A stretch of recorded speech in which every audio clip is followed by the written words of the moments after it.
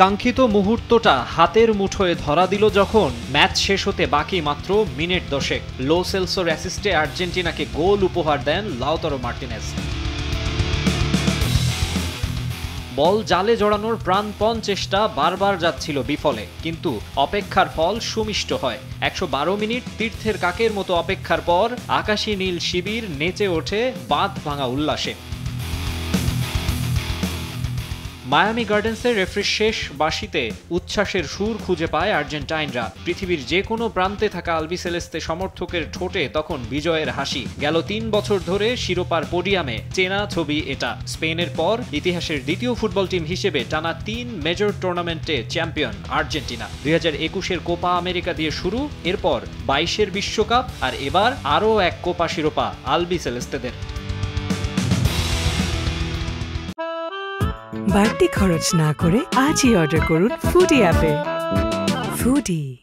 মঞ্চে ট্রফি নিতে গিয়ে আনহেল ডি মারিয়াকে ডেকে নেন লিওনেল মেসি। বিদায়ী ম্যাচ খেলা বন্ধুকে শিরোপা উপহার দিতে চেয়েছিলেন এলেন টেন, কথাও রেখেছে সতীর্থরা। উদযাপনে তাই মধ্যমণি আলবিসেলেস্তের কয়েকটি ফাইনাল জয়ের নায়ক।